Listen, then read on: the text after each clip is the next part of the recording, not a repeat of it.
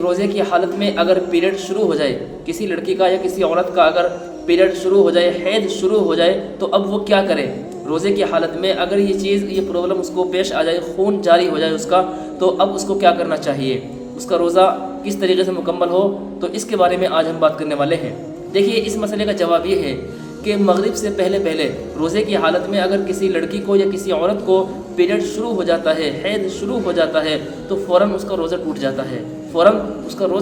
ہے، یعنی غروب سے پہلے، یعنی ابھی روزہ کھولنے کا ٹائم نہیں ہوا ہے، روزہ افطار کا وقت نہیں ہوا ہے، اس سے پہلے عصر کے وقت میں یا مغرب سے پہلے یا کسی بھی وقت میں اگر اس کا پیریڈ شروع ہو جاتا ہے، حیض شروع ہو جاتا ہے، تو فوراً اس کا روزہ ٹوٹ جاتا ہے۔ اس روزے کو دوبارہ باہر رکھنا پڑے گا، یعنی رمضان کے باہر، جب رمضان ختم ہو جائے گا تو اس کی قضا کرنا اس کے لیے ضروری ہوتا ہے۔ البتہ کفارہ کچھ نہیں ہے اس کے اوپر، بس یہ کہ اس روزے کو دوبارہ رکھ لیں۔ روزے کی حالت میں جیسے ہی حیض شروع ہو گیا، پیریڈ شروع ہو گیا آنا، تو فوراً روزہ ٹوٹ جاتا ہے، اس روزے کو دوبارہ رکھنا پڑتا ہے، اور باقی جتنے بھی روزے چھوٹیں گے وہ سارے ایام کے روزے بعد میں قضا کرنے ہوتے ہیں۔ البتہ کوئی کفارہ نہیں ہے اس کے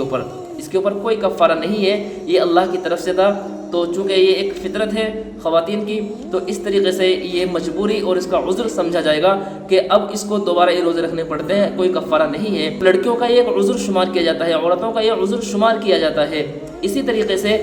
اب کیا کرے وہ کہ جو باقی ٹائم بچ گیا اس کا، روزہ کھولنے سے پہلے کا جتنا ٹائم بچ گیا، تو اب وہ بھوکی پیاسی نہ رہے گی، بلکہ وہ تنہائی کے اندر بھی کچھ کھا پی سکتی ہے، یا الگ جا کر کے کچھ کھانا پینا اس کے لیے جائز ہوگا، وہ بھوکی پیاسی نہ رہے گی جس طریقے سے روزے دار رہتے ہیں، کیونکہ چونکہ اس کا روزہ ٹوٹ گیا ہے، اب وہ کچھ بھی کھا سکتی ہے۔ لیکن یہاں ایک بات کا خیال رکھنا چاہیے کہ وہ عورتیں کہ جو پہلے سے ناپاک تھی، یعنی ان کو حیض تھا، رمضان کی حالت میں وہ حیض میں تھی، رمضان میں وہ پیریڈ سے تھی، لیکن اچانک دن کا آدھا حصہ گزر جانے کے بعد میں، یا دن کا کچھ حصہ گزرا ابھی ابتدا یہ وقت میں، یعنی کہ صبح 9 بجے یا 10 بجے یا 11 بجے یا ظہر کے بعد یا ظہر سے پہلے، یعنی کوئی بھی ٹائم دن کے اندر کسی بھی وقت میں اگر وہ پاک ہو جاتی ہے،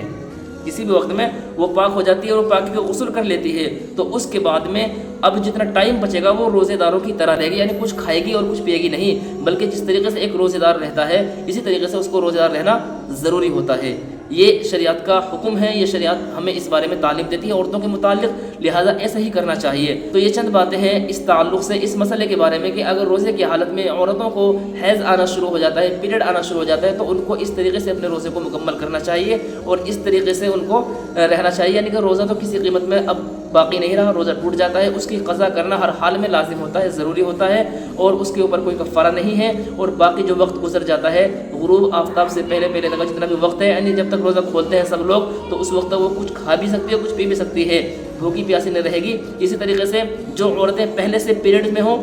حیض میں ہو رمضان میں، اور اچانک ان کا پیریڈ بند ہو جائے، ان کی مدت ختم ہو جائے اور وہ غسل کر لیں، پاک ہو جائیں، تو اس کے بعد میں اب ان کو روزے داروں کی طرح رہنا ہوگا، جتنا ٹائم بچا رہے گا، روزہ کھولنے میں جتنا ٹائم باقی رہے گا اس وقت تک کے لیے وہ کیا رہیں گی؟ وہ روزے داروں کی طرح رہے گی۔ تب تک کے لیے اجازت، السلام علیکم ورحمۃ اللہ وبرکاتہ۔